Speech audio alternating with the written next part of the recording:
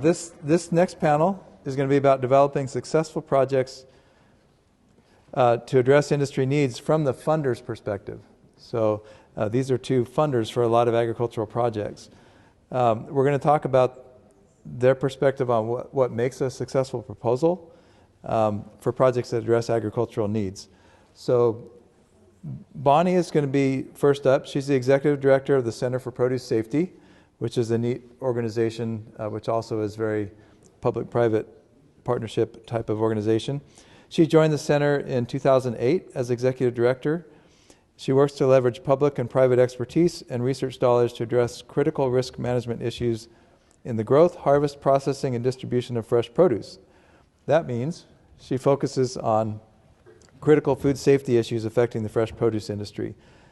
And she establishes collaborations among public agencies and private industry to maximize the impact of research budgets. Bonnie's been an invaluable mentor to me and a collaborator with YCEDA before I even took the position. So thank you for being here today. She might have come the farthest too.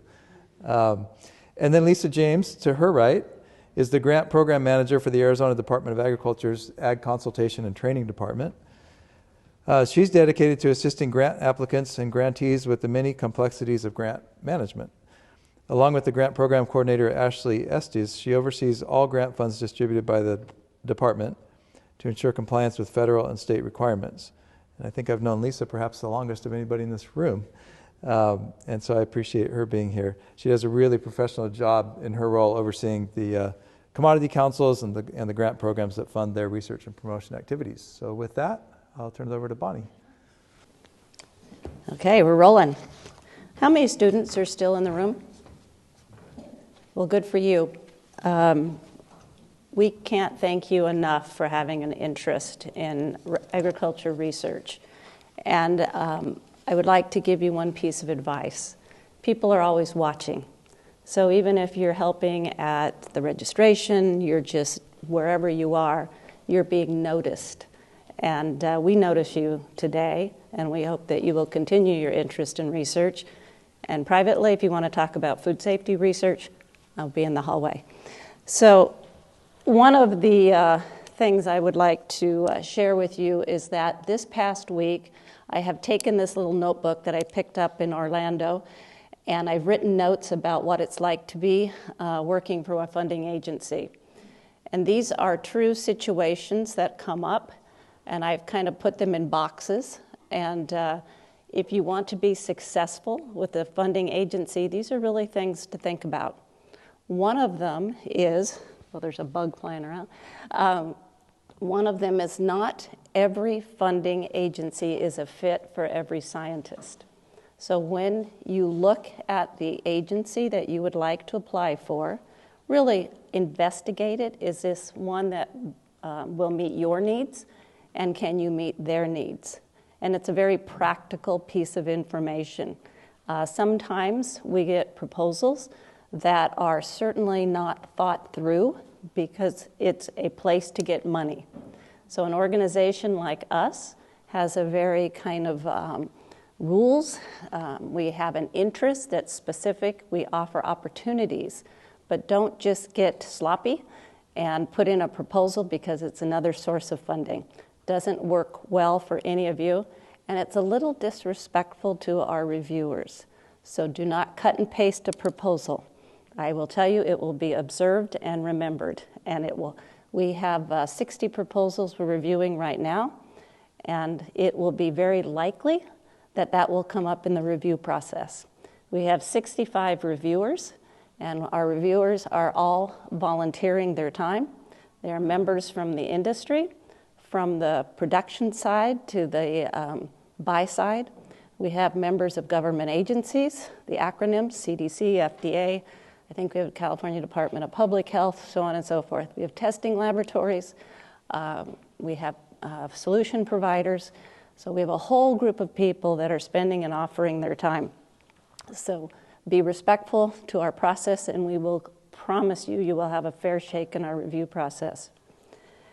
The other one, and Shauna brought this up, and I'd like to really spend time here and think about this and make sure that I look at my time. Observation. We talked about I don't know where this bug is coming from. I don't know either. Anyway, I don't want to. I'm observing there's a bug. You cannot spend enough time going out to the industry, whether it's a packing shed, it's a harvest, whatever it may be, whatever aspect of the industry, and just watching. The first 2 weeks of my job, 14 years ago or 15, I don't know how long I've been here, I asked a very successful scientist, why has she been so successful working with industry? And she says, I just observe. Because one thing is to say what your process is. The other thing is to be in the process of doing that.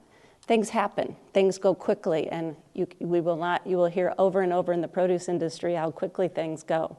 Observing, and you will gain so much information and be able to write the most smart proposal by doing that. The other thing is you owe the students that you work with the ability and the understanding of the difference between arrogance and confidence. And we spend a lot of time with this with the students of the programs that we fund.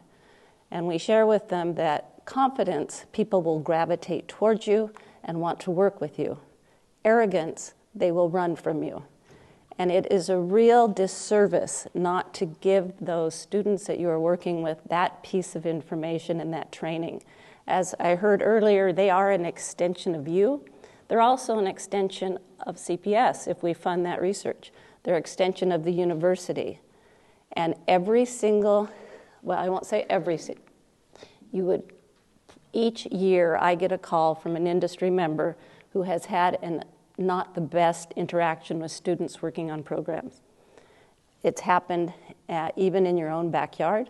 It's happened in states all over the US and in other countries. So please, that's something to be really thoughtful about.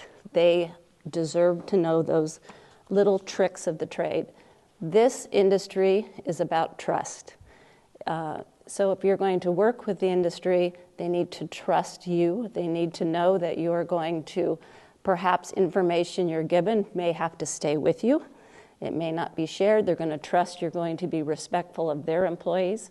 So these are all different things. We all have to work about this. Produce industry equals trust. It is imperative. It is so important. Don't ever lose it. It's very hard to get back. Now with my then. Oh yeah, this is a really fun one. Learn how to use an advisory group. An advisory group is volunteering their time to help you with your research. That isn't a time for you simply to say, I want an hour or 2 hours of your time this quarter, and I'm going to tell you everything about this project that I'm doing. Well, that's a report. That's not a conversation. That's not input. So if somebody is going to volunteer their time to provide an advisory capacity for you, there is a skill and a way to use that expertise they have. You want to engage them. You want to share. You want to say, I have this problem. What do you think? Is there a way to remedy? If people are engaged, they will continue to support you. If they're not, you will notice you have less and less people on your advisory calls. And each project that we fund from this point on, it will have an advisory group. And there will be a minimum of 3 industry members on each. Some will have more. And we will work with each of those scientists to make sure that they really understand what it takes to have an advisory group. Again, each of these experiences with the industry and the interactions with the science community reflects on all of us. And we value the volunteer time, and we trust that that their time will be valued. We have a program called Office Hours at CPS. So during the proposal writing process, you can call or you can set up a time with industry, and you can provide your questions, and we'll get the industry on the phone, sometimes 2, sometimes 5, and it depends. This is a gift. If I was to say a silver platter, lift the top of it, you should call, scientists should call and say, I have these questions of the industry. You're writing a proposal. And do you know that we have 60 proposals and we had 30 calls? So we have 30 people that did not even take an opportunity. Now, this builds and builds every year, But sometimes scientists may have the feeling they already know. They know stuff. Well, we know stuff too. So if we compare the stuff we know, you're going to have such a stronger proposal. So when opportunities come up, take advantage of them. I think we have 38 facilities across the United States right now that will allow scientists to come in and observe. This is a big deal for the produce community throughout the U.S. We will probably have a lot more. This is an opportunity not for you to call and say, I want to take samples while I'm there, or will you be my collaborator? No, this is an opportunity for you to observe. And we will probably request most of those who are going to submit a full proposal take advantage of this opportunity. And actually we'll go so far as to kind of suggest to them how this opportunity can best help them in the writing of the proposal. These are all gifts that you're given, and if you take opportunity to do those, there's so many great relationships that can build. But as back to my initial opening comments, every relationship takes trust. And building that trust with industry is essential, and we have to build the trust with you as well, our scientist partners. We see you as an important piece of answering the questions. You cannot do it alone, and we cannot do it alone. We need you. We need the young scientist to be listening, watching, gain interest. We want to teach you everything we know because we just need you so much. But we want to have these partnerships, and I'm happy to help in any way possible. And I also give you a little insight. In about a couple hours, there'll be a big announcement from us. We have a little fundraising that we're going to be doing, and it's going to be to help with our professional development program for master's and doctoral candidates. It also will be to help with our master's immersion program that we've started, and it's going to help with supply registrations for seniors in their bachelor program, master's, and doctoral students to attend our symposium. So we'll see how it goes. Hopefully we'll have a little bit of money to spread around through that effort. So with that, Lisa, I guess it's your show. Okay, good morning, everyone. Can you hear me? Is it on? Yes. Okay. Good morning. Thank you for having me. It's really great to see a lot of faces in the room that I haven't seen in quite a while, so it's great to be here. I did mention Ashley in my bio, and also on the front slide. Ashley wasn't able to be here with us today, but she's a very, very important part of our grant management at the Department of Agriculture. So Dr. Sanchez and Dr. Rock in the earlier session, as well as a lot of other speakers this morning, have offered excellent suggestions about how to know the industry needs and that type of thing. I am not a subject matter expert on industry needs, nor am I a funding decision maker, but I do want to provide some information this morning about some of the things, some of the do's and don'ts of the grant or funding proposal process, both pre-award and post-award, and then just give you an overview of the grant programs that the department offers, and then a little bit more of an overview and the uniqueness of programs federal versus state and program to program. So I can't stress enough the importance of reading the program guidance. Thank you for the laugh. I was very tempted to just stop at this slide and walk off the stage, but I wasn't sure if it'd get the reaction that I wanted, so I decided to go ahead and finish the presentation. But again, can't stress the importance enough.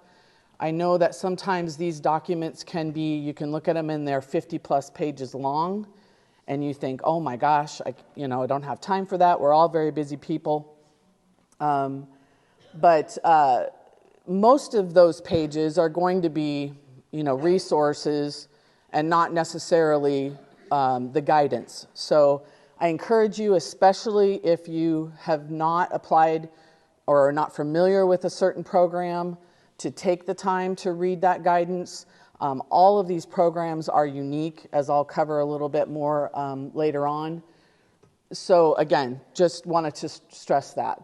But at the very least, I would encourage these things: to attend any kind of workshops or webinars that are provided to give you information about the program and the application requirements. Know what your application deadlines are.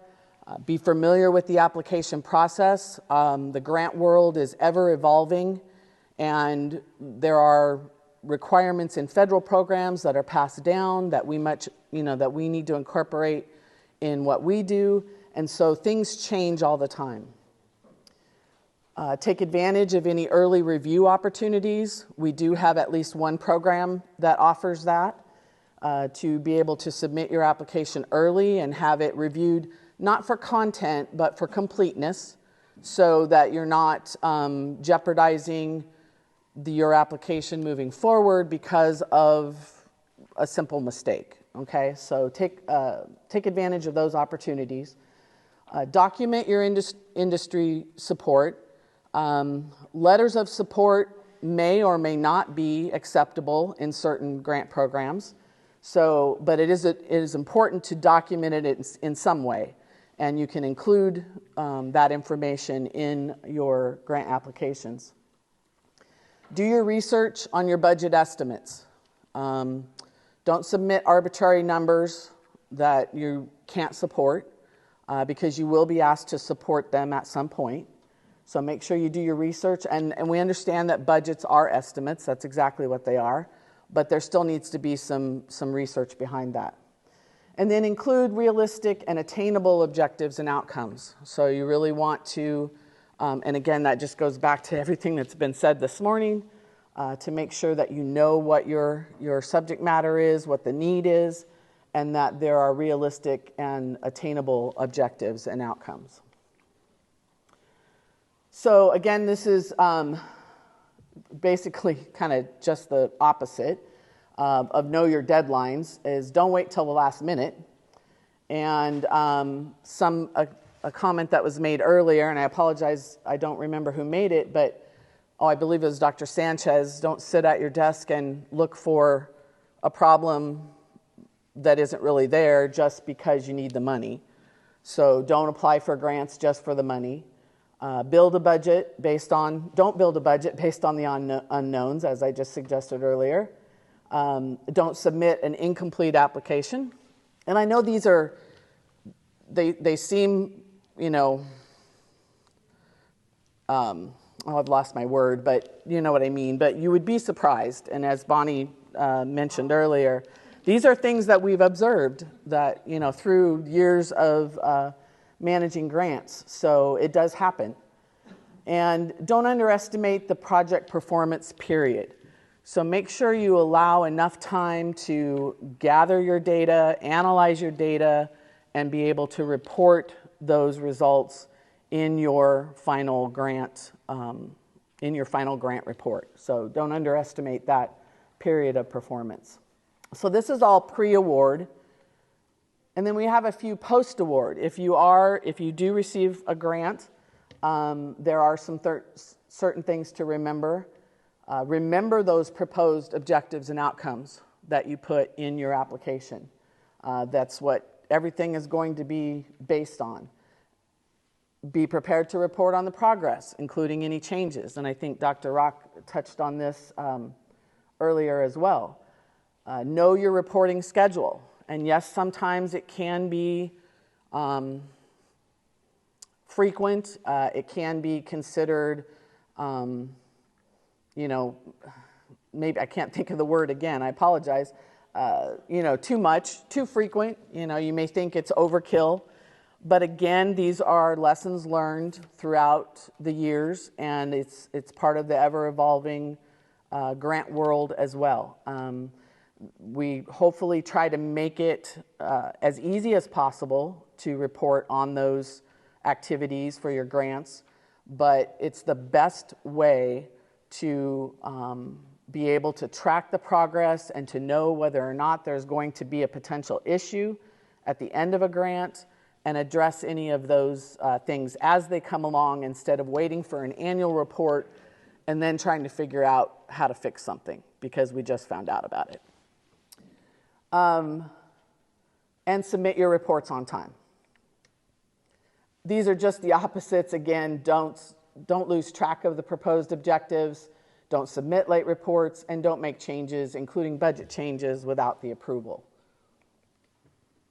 So these are some of the programs that on the federal level that we manage at the Department of Agriculture.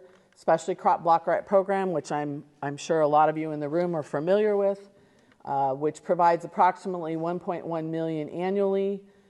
There is a competitive process at the state level. And what I will mention here is that every year the competitive process is unique. Again, unique is the word of this presentation anyway. Each program is unique. This particular competitive process is unique every year. So you don't know how many applications you're competing against. You don't know what other subject matter you're competing against. So just keep that in mind. The Specialty Crop Multi-State Program, you would think would be very similar to the one above it, but unfortunately it is not. It is run biannually with approximately 5 to 10 million available, and it is run at the national level. The competition is at the national level, the decision making is at the national level, and what we do as the department is we accept applications to the program, submit them to USDA AMS, and then if we are awarded, if Arizona is awarded, then we would manage that grant.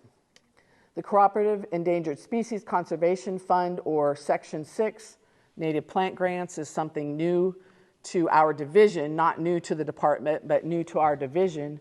And it provides approximately $140,000 annually, and we are learning about this program and just kind of, trying to get the management in check, if you will. On the state level, the commodity councils have their own grant programs.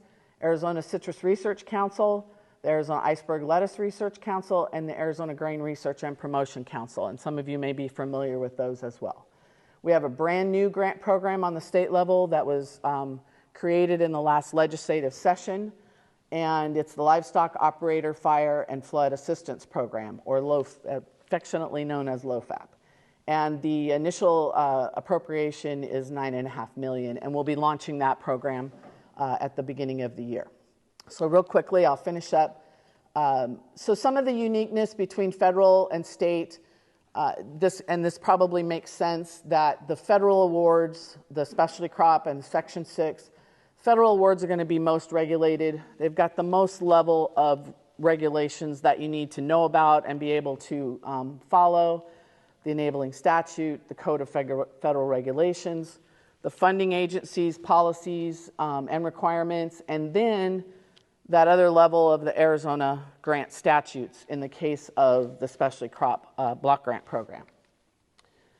The state grants, the Commodity Council programs are exempt from the grant statutes, so they have their own established rules, and it gives them a little more flexibility in how they award their grants.